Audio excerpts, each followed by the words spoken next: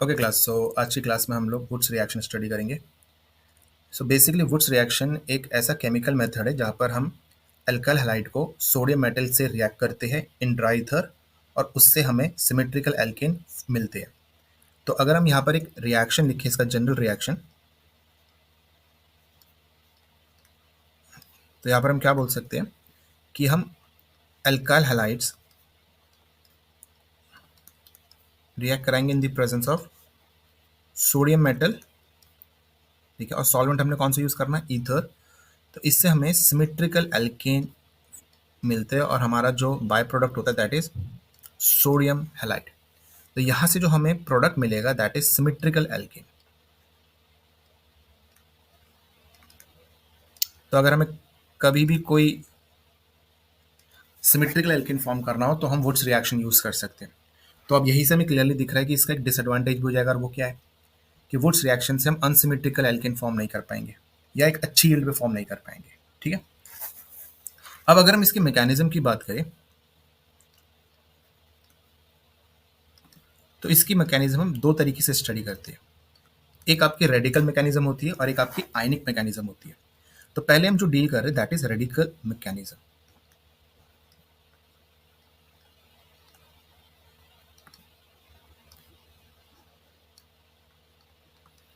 अगर हम radical mechanism की बात करें तो इसके फर्स्ट स्टेप में क्या होता है कि सोडियम सोडियम आयन फॉर्म करता है और इलेक्ट्रॉन रिलीज करता है। ठीक है, क्योंकि हम सबको पता है कि सोडियम का जो रिडक्शन पोटेंशियल होता है दैट इज वेरी लो, मतलब it has a strong tendency to form sodium ion and release electron. तो अब सेकंड स्टेप में क्या होता है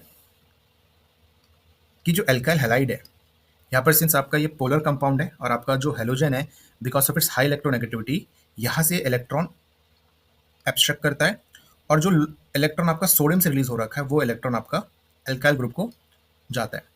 तो यहाँ से हमारा रेडिकल फॉर्म होता है, एल्काइल रेडिकल फॉर्म होता है, और साथ ही साथ हमारा हैलाइड आयन फॉर्म होता है। ठीक है, और थर्ड स्टेप में क्या होता है हमारा, ये जो एल्काइल रेडिकल है ये दूसरे एल्काइल रेडिकल से कंबाइन करता है और हमें यहाँ पर एक सिमेट्रिकल एल्केन मिलता है। ठीक है, तो रेडिकल मैकेनिज्म बहुत सिंपल है। तो यहाँ पे जो रेडिकल फॉर्मेशन आपकी होगी that is by the electron of sodium. ठीक है, हमें सोडियम से जो इलेक्ट्रॉन मिल रहा है वो इलेक्ट्रॉन आपका एल्काइल ग्रुप गेन करता है और वहां से हमें एल्काइल रेडिकल फॉर्म होता है। ये क्या हमारा, दिस इज एल्काइल रेडिकल, और फिर आपके दो एल्काइल रेडिकल कंबाइन करके सिमेट्रिकल एल्केन फॉर्म करते हैं। सो ये हमारा क्या होता है, this is our radical mechanism. अगर हम इसी रिएक्शन को आयनिक मैकेनिज्म के थ्रू देखें तो यहाँ पर क्या देख सकते हैं,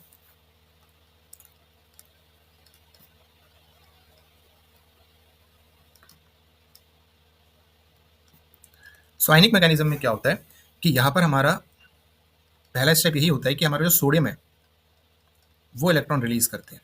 तो यहाँ पे दो सोडियम हमारे दो इलेक्ट्रॉन रिलीज करते हैं, और फिर से पिछले मैकेनिज्म की तरह यहाँ पर भी अल्काइल हैलाइड में हैलाइड इलेक्ट्रॉन एब्स्ट्रैक्ट करता है, और यहाँ से जो दो इलेक्ट्रॉन आपके दो सोडियम ने रिलीज किए हैं वो ये अल्काइल ग्रुप को गेन होता है, और यहाँ से फिर हमारा क्या बनता है, कार्बन आयन। हमारा क्या बन जाता है, यहाँ पर कार्बन आयन फॉर्म होता है, और फिर ये कार्बन आयन हमारा सेकेंड अल्काइल हैलाइड को अटैक करता है। ठीक है, और यहाँ से क्या बना देता है हमें, सिमेट्रिकल एल्केन एल्केन। ठीक है, तो आयनिक मैकेनिज्म में जो हमारा इंटरमीडिएट बनता है दैट इज कार्बन आयन, और रेडिकल में जो हमारा इंटरमीडिएट बनता है दैट इज अल्काइल रेडिकल। ठीक है, तो इस तरीके से हम क्या करते हैं, हमारा एल्केन हम फॉर्म कर सकते हैं फ्रॉम वुड्स रिएक्शन। अगर हम इसके एग्जाम्पल देखें तो इसके एग्जाम्पल से प्रोडक्ट लिखना बहुत आसान है। तो हमने क्या करना है, लेट्स से हमारे पास CH3X है, मिथाइल हैलाइड है, और हम क्या कर रहे हैं, इसको सोडियम से रिएक्ट करा रहे हैं in the presence of ether. तो यहाँ पर हमने क्या कर देना है, हमने CH3 कंबाइन विद CH3 कर देना है। ठीक है, तो हमने यहाँ पर CH3 और CH3 ऐसे लिख देना है। तो अगर आप इसे इस तरह से लिखना चाहो तो आप यहाँ पे कैसे लिख सकते हो, यहाँ पे X लिख दो, यहाँ पे CH3, और यहाँ पर भी आप CH3 लिख दो, तो यहाँ पे भी X लिख दो। तो बस आपने इन दोनों को कंबाइन करा देना है, इन दोनों को कंबाइन करना है, और आपका प्रोडक्ट क्या बन जाएगा, CH3 CH3। इसी तरीके से अगर हम कोई दूसरा एग्जाम्पल देखें, जैसे कि मान लेते हैं हमारे पास ये एक एग्जाम्पल है। ठीक है, तो यहाँ पर हमने इसको जब सोडियम मेटल से रिएक्ट कराएंगे in the presence of ether, तो यहाँ पर फिर से कैसा बनेगा हमारा कुछ इस तरीके का कंपाउंड होगा। तो इस तरीके से हम अपने प्रोडक्ट डायरेक्ट बना सकते हो। जहां पर आपका हेलोजन ग्रुप लगा हुआ है उसको हटाना है और वहां से आपने दूसरे कार्बन को रिमूव करना है। तो आपने क्या करना है, जहां पर भी आपने आपका ये हेलोजन ग्रुप लगे यहाँ पर, ठीक है, तो आपने इन्हीं साइड पे क्या कर देना, इनको अटैक कर देना, इनको ज्वाइन करा देना और इनको बाहर कर देना। तो इससे आप डायरेक्ट रिएक्शन लिख सकते हो। अगर हम इसकी लिमिटेशन की बात करें बच्चा, तो इसकी पहली लिमिटेशन तो यही है कि इससे अनसिमेट्रिकल एल्केन एक अच्छी यील्ड में फॉर्म नहीं होते हैं, ठीक है। तो हमारा पहली लिमिटेशन तो यह है कि हम सिर्फ सिमेट्रिकल एल्केन ही यहाँ पे बना सकते हैं। Only symmetrical alkane can be formed, first limitation. Second limitation ये है कि जब हम डिफरेंट एल्काइल हैलाइड को रिएक्ट कराते हैं तो हमें मिक्सचर ऑफ एल्केन मिलते हैं इन पुअर यील्ड। तो यहाँ पर हम क्या बोल सकते हैं, व्हेन डिफरेंट एल्काइल हैलाइड्स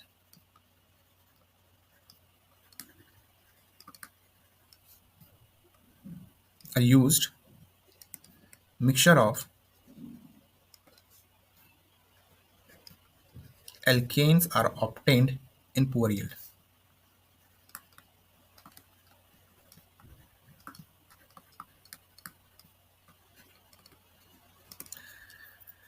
अगर हम थर्ड लिमिटेशन की बात करें तो भाई ये सिंस एक कपलिंग रिएक्शन है, यहाँ पर क्या हो रहा है, दो एल्काइल ग्रुप कपल हो रहे हैं, तो यहाँ पर हम कभी भी मीथेन नहीं बना सकते, है ना।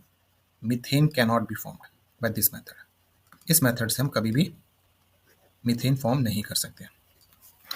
और इसकी अगर हम फोर्थ लिमिटेशन की बात करें तो यहाँ पर जो ऑर्डर ऑफ रिएक्टिविटी होता है, अगर मैं एल्केन के पॉइंट ऑफ व्यू से बात करूँ तो हमारी सबसे फास्ट रिएक्टिविटी जो दिखाता है दैट इज प्राइमरी एल्केन। मतलब अगर मैं प्राइमरी हैलाइड लूँ, एल्काइल हैलाइड लूँ, तो उसकी रिएक्टिविटी काफ़ी हाई रहती है, वो आपका वुड्स रिएक्शन बहुत आसानी से जाता है।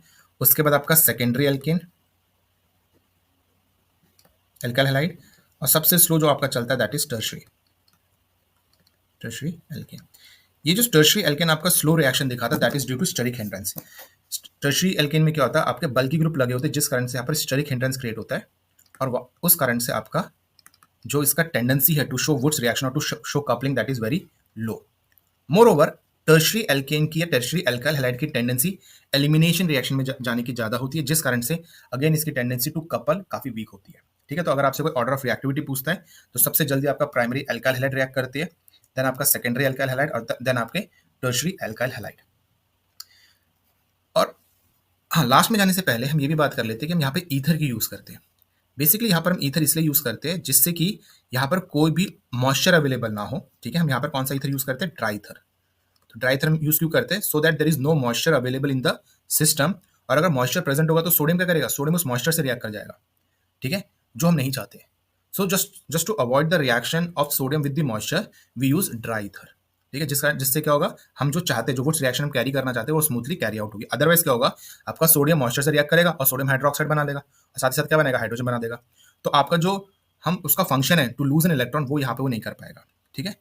सो ये था हमारा वुड्स रिएक्शन के बारे में। तो हमने इसके सबसे पहले मैकेनिज्म के बारे में बात करी कि रेडिकल मैकेनिज्म में क्या होता है और आपका आयनिक मैकेनिज्म में क्या होता है। उसके बाद हमने कुछ एग्जांपल्स देखे और फाइनली हमने इसकी कुछ लिमिटेशंस के बारे में बात करी। तो बस आपको यहाँ पर ये ध्यान देना है कि अगर हम एल्काइल हैलाइड्स की रिएक्टिविटी की बात करते हैं तो यहाँ पर हाँ, तो हम इसे थोड़ा सा यहाँ पे करेक्शन भी कर लेते हैं। मैंने एल्केन लिख दिया है तो कोई कंफ्यूजन ना हो, इसलिए हम यहाँ पे क्या लिख रहे हैं, एल्काइल हैलाइड, ठीक है। तो प्राइमरी एल्काइल हैलाइड की रिएक्टिविटी सबसे फास्ट होगी, उसके बाद सेकेंडरी एल्काइल हैलाइड की, और सबसे कम टर्शरी एल्काइल हैलाइड की, ठीक है। और क्यों सबसे कम है, ड्यू टू स्टेरिक हिंड्रेंस और due to its ability to undergo an elimination reaction, ठीक है। तो ये एलिमिनेशन रिएक्शन में जल्दी जाता है रादर देन कपलिंग। तो इस कारण से क्या होगा, टर्शरी हैलाइड आपका सबसे स्लोली रिएक्ट करता है, और आप बोल सकते हो कि बेसिकली ये इतने इजीली जाता ही नहीं है कपलिंग में, ठीक है। ओके, सो ये हमारा डिस्कशन था फॉर वुड्स रिएक्शन। तो आज का इतना ही काफ़ी है। Thank you.